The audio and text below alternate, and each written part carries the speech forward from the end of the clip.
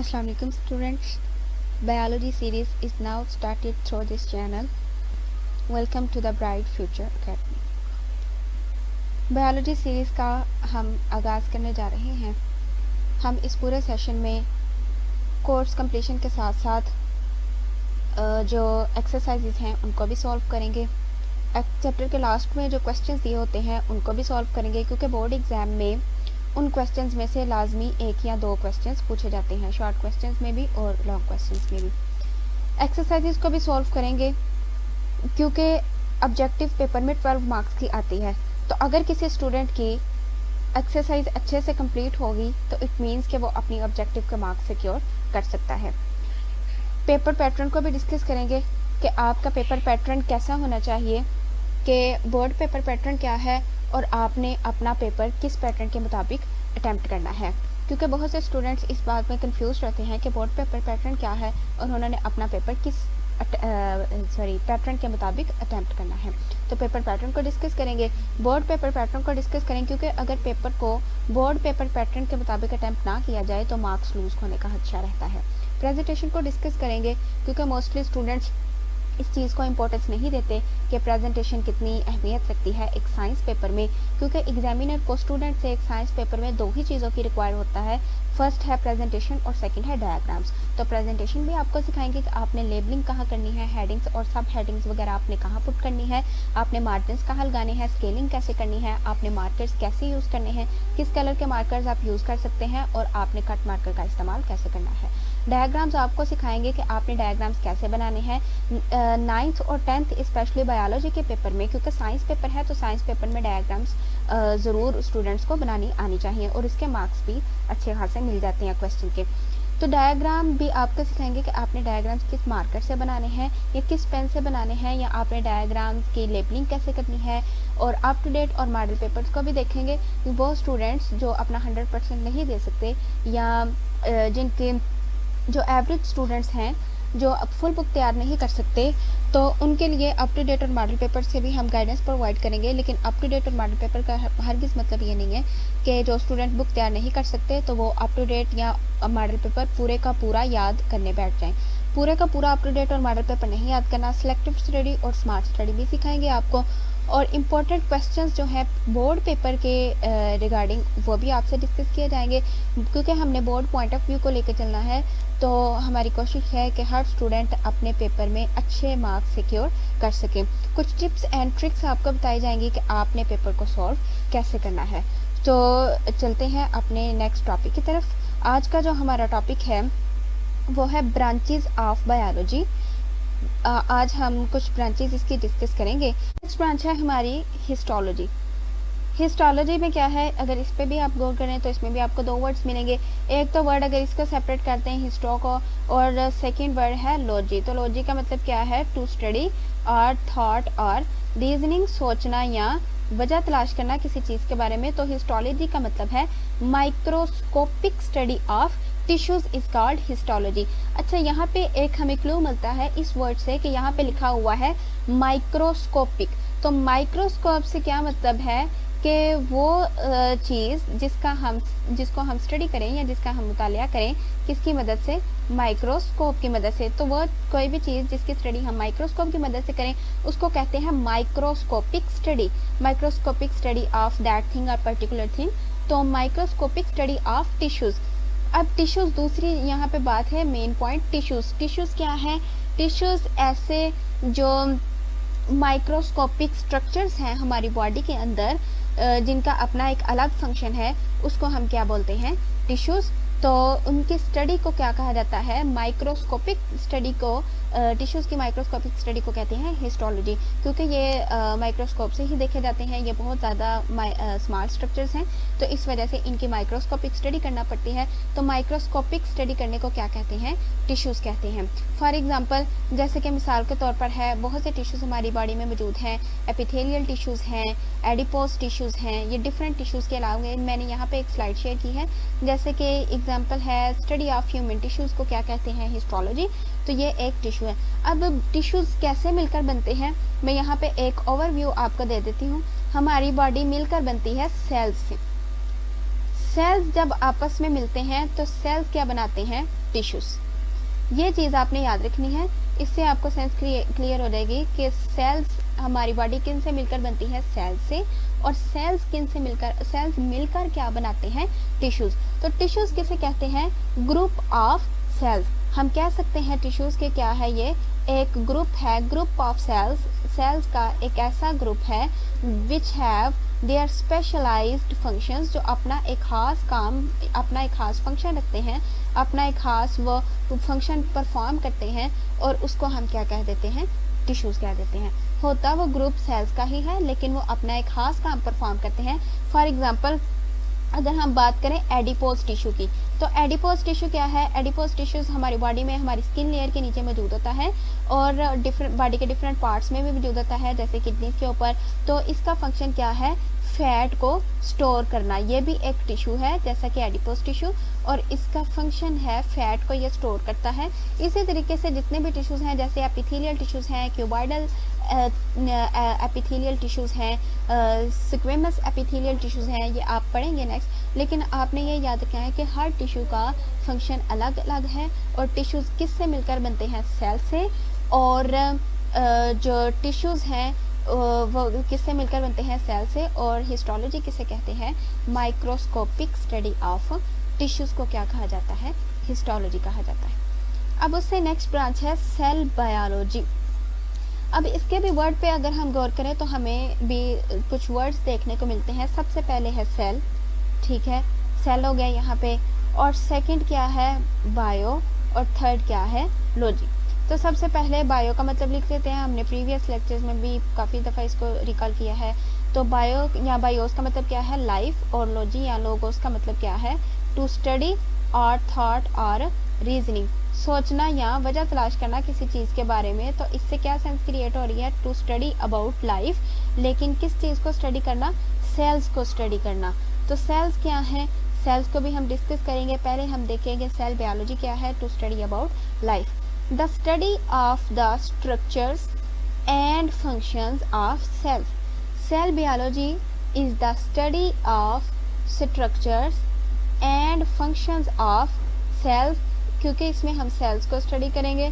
तो सेल के स्ट्रक्चर्स को स्टडी करना कि सेल का स्ट्रक्चर कैसा है, सेल का फंक्शन क्या है, सेल के फंक्शंस को स्टडी करना क्या कहलाता है, सेल्स कहलाता है। एंड सेल ऑर्गेनेलिस, और सेल्स की जो ऑर्गेनेलिस हैं उनको भी स्टडी करना क्या कहलाता है, सेल बायोलॉजी कहलाता है।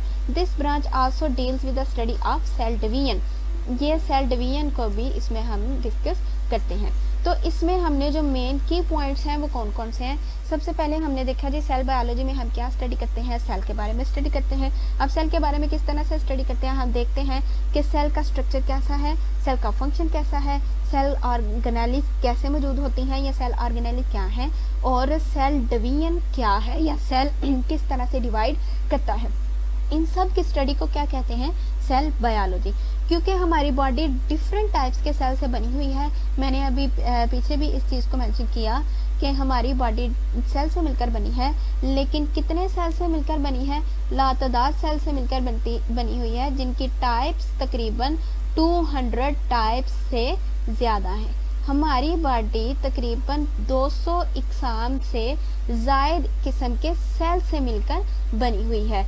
तो आप सोचें कि कितने ट्रिलियन की तादाद में सेल्स मौजूद होते हैं हमारी बॉडी में, जिनसे मिलकर हमारी बॉडी बनती है। तो इन सब सेल की एक एक चीज़ को स्टडी करने को, स्ट्रक्चर्स को, फॉर्म्स को और सेल डिवीजन को स्टडी करने को क्या कहते हैं, सेल बायोलॉजी। अब यह तो हमें क्लियर हो गया कि सेल बायोलॉजी क्या है, और इसमें हम क्या स्टडी करते हैं, सेल के स्ट्रक्चर को, सेल के फंक्शन को, सेल के ऑर्गेनेली को, और सेल की डिवीजन को। तो नेक्स्ट देखते हैं कि सेल क्या है, व्हाट इज़ अ सेल। आपको मज़ीद क्लियर हो जाए कि एक सेल क्या है। सेल की डेफिनेशन है प्रॉपर यही, अगर आप यही डेफिनेशन किसी पेपर में आप यहाँ मेंशन कर देंगे एज इट इज़ जैसे मैंने लिखी हुई है, तो आपको उसके फुल मार्क्स मिल सकते हैं। The basic structural and functional unit of life is called cell. जिंदगी की जो बुनियादी इकाई है उसको क्या कहा जाता है, सेल कहा जाता है। तो सेल क्या है, the basic structural and functional unit of life is called cell. जिंदगी के बुनियादी इकाई को क्या कहते हैं, सेल कहते हैं। कोई भी चीज़ of life is called cell. जिंदगी की जो बुनियादी इकाई है उसको क्या कहा जाता है? सेल कहा जाता है। तो सेल क्या है? The basic structural and functional unit of life is called cell. जिंदगी के बुनियादी इकाई को क्या कहते हैं? सेल कहते हैं। कोई भी चीज़ मैटर की, चाहे वो किसी भी फॉर्म में हो, चाहे वो सॉलिड है, लिक्विड है, या वो ठोस या गैस है, तो वो किसी न किसी बुनियादी चीज़ से ज़रूर मिलकर बनी होती है। इसी तरीके से इस पूरी यूनिवर्स में जितनी भी चीज़ें एग्जिस्ट करती हैं वो किसी न किसी बेसिक चीज़ से ज़रूर मिलकर बनी होती हैं। फॉर एग्ज़ाम्पल कि जैसे मैंने कहा कि ये जो ह्यूमन बॉडी है वो किससे मिलकर बनती है? सेल से। तो सेल उसका बेसिक यूनिट है। Cell is the basic unit of life और basic unit of human body. Basic unit कौन सा? स्ट्रक्चरल भी है और फंक्शनल भी है। स्ट्रक्चरल किसको कहते हैं? मतलब किसी चीज़ की जो फॉर्म और बनावट और उसका जो शेप है उसकी। और फंक्शनल किसको कहेंगे? उसका फंक्शन क्या है, वो किस तरीके से अपने फंक्शंस को परफॉर्म कर सकती है। तो सेल क्या है? ज़िंदगी की बुनियादी फेलियाती इकाई भी है, मतलब के फंक्शंस भी मेन बुनियाद करने का जो यूनिट क्या है? सेल है। उसकी बेसिक क्या है? सेल है। और इसी तरीके से हमारी बॉडी की जो स्ट्रक्चरल बेसिस है वो भी क्या है? सेल्स हैं। तो cell is the basic structural and functional unit of life. हमारी बॉडी के स्ट्रक्चर के लिहाज से भी और बॉडी के फंक्शंस के लिहाज से भी, दोनों चीज़ों से जो बेस है वो हमारी क्या है? सेल है। अब मैंने यहाँ पे कुछ जनरल स्लाइड्स आपसे शेयर की हैं। ये हमारे पास एक जनरल सेल है, ठीक है। हमारी बॉडी जैसे कि बहुत सी सेल से मिलकर बनी होती है, 200 टाइप से ज़्यादा एग्जाम के सेल से मिलकर बनी है। तो ये हमारे पास क्या है? जनरल सेल है। और ये सेल्स कौन से हैं? रेड ब्लड सेल्स, जिन्हें RBCs कहा जाता है। रेड ब्लड सेल्स हमारी बॉडी में मौजूद होते हैं और ये जो जनरल सेल्स हैं ये भी हमारी बॉडी में मौजूद होते हैं। तो ये सब के सब चीज़ें मिलकर हमारी बॉडी बनाते हैं। जो चैप्टर 1 है बायोलॉजी का, उसमें हम यही डिस्कस करेंगे कि हमारी एक पूरी कंप्लीट बॉडी कैसे बनती है, कि हमारे सेल कैसे बनते हैं, टिश्यूज़ कैसे बनते हैं, ऑर्गन्स कैसे बनते हैं, ऑर्गेनेल्स कैसे बनती हैं, ईच एंड एवरीथिंग कैसे बनती है और फिर हमारी पूरी बॉडी बन पाती है। तो वो तो हो गया सेल। अब इसमें हमने ये देखा कि सेल क्या था। अब इसमें हम देखेंगे कि ऑर्गेनेल्स क्या है, क्योंकि हम स्टडी कर रहे हैं सेल बायोलॉजी। ये अपने माइंड में रखना है कि हम अभी सेल बायोलॉजी को ही डिस्कस कर रहे हैं। तो सेल बायोलॉजी में हमने ये पढ़ लिया कि सेल बायोलॉजी क्या है, जिसमें हम सेल के स्ट्रक्चर और फंक्शन के बारे में स्टडी करते हैं। और सेल क्या है? सेल भी हमने पढ़ा कि cell is the basic structural and functional unit of life. तो इसकी हमने एग्जांपल्स भी देख ली। अब देखेंगे कि ऑर्गेनेल्स क्या है, क्योंकि सेल बायोलॉजी की डेफिनेशन में हमने ये पढ़ा था कि इसमें हम सेल ऑर्गेनेल्स को भी स्टडी करते हैं। तो ऑर्गेनेल्स क्या है? An organelle is a specific structure, ये एक खास किस्म का स्ट्रक्चर है। That have its specialized function, एक खास किस्म का स्ट्रक्चर और इसका अपना एक खास किस्म का फंक्शन है। And present within a cell, और ये कहाँ मौजूद होता है? एक सेल के अंदर। ये जो डायग्राम मैंने आपके साथ शेयर की, इसमें देखें कि ये जो पूरी बाउंड्री आपको नज़र आ रही है, ये पूरी बाउंड्री क्या है? ये एक सेल है। जैसे स्लाइड शो दिखाते हैं, या आप कह लें कि किसी चीज़ को जब हमने एक सेल है पूरे का पूरा, उसको हमने आधा हिस्सा उसका काट कर दिखाया है कि ये सेल किस तरह से होता है, इसकी शेप और स्ट्रक्चर क्या है। तो ये जो पूरी बाउंड्री है, ये पूरी बाउंड्री किसकी है? सेल की। ये कितने सेल है? एक सेल है ये। और इसके अंदर ये जो जितने भी स्ट्रक्चर्स आपको नज़र आ रहे हैं, ये क्या है? इसकी ऑर्गेनेल्स है। फॉर एग्जांपल ये क्या है जी?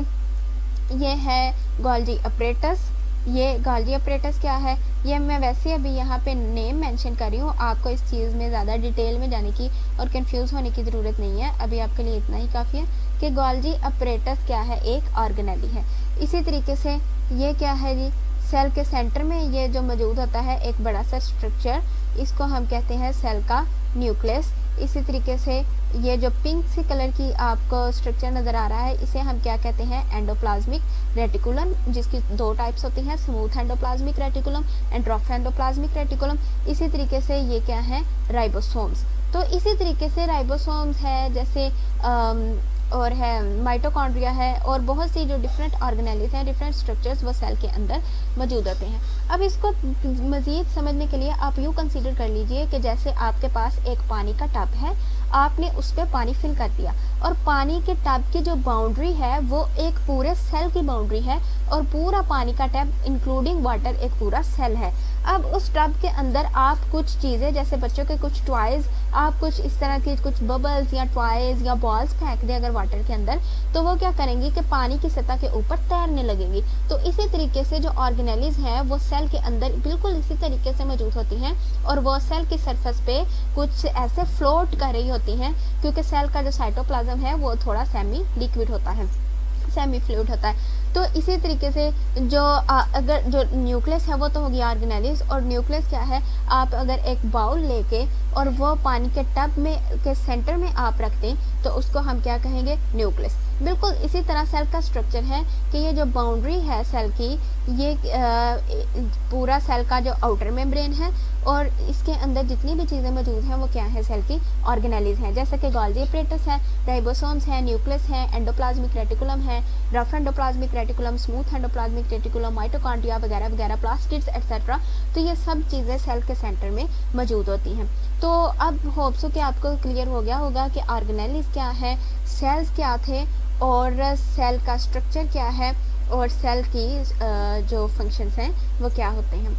अब यहाँ पे है जी एग्जांपल्स ऑफ ऑर्गेनेलिज। ऑर्गेनेलिज की कुछ एग्जांपल्स हैं, for example mitochondria and Golgi apparatus. Golgi apparatus हमने पीछे भी डिस्कस किया, ये गोल्गी एपरेटस है।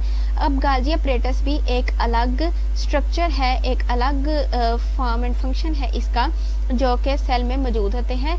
और इसके साथ जो दूसरी है एग्जांपल हमारे पास वो है माइटोकॉन्ड्रिया, ये हमारे पास माइटोकॉन्ड्रिया।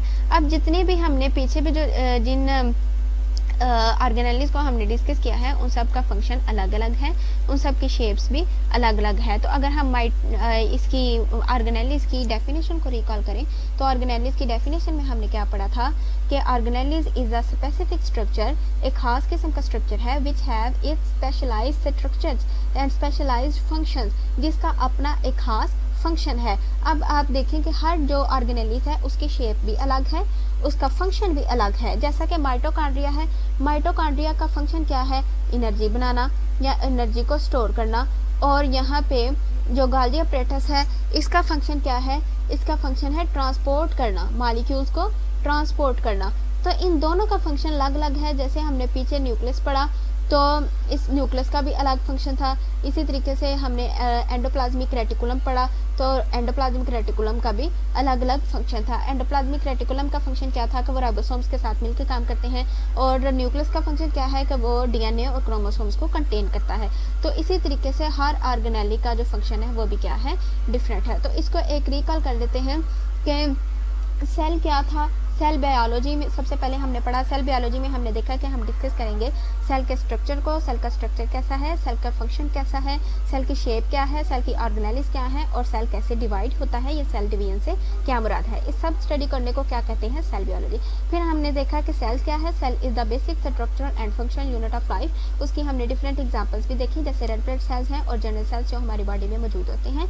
फिर हमने देखा कि ऑर्गेनेलिज क्या है, organelles is the specific structures और विच हैव स्पेशलाइज्ड फंक्शन जो हमारी बॉडी में मौजूद हैं, उन सब की स्टडी को क्या कहते हैं, ऑर्गेनेलिज। और ऑर्गेनेलिज कहाँ पे मौजूद होती हैं, सेल्स के अंदर। अब ऑर्गेनेलिज की यहाँ पे हमने एग्जांपल्स देखी कि जैसे ये माइटोकॉन्ड्रिया है और गोल्गी एपरेटस। आपका कोई भी क्वेश्चन हो या आपकी कोई क्वेरीज है तो वो आप हमें कमेंट सेक्शन में पूछ सकते हैं। चैनल को सब्सक्राइब करना मत भूलिएगा, वीडियो को लाइक एंड शेयर भी कर दें और अपना फीडबैक देना मत भूलिएगा कि आपको लेक्चर कैसा लगा, आपको वीडियो कैसी लगी, तो आप हमें कमेंट सेक्शन में बता सकते हैं।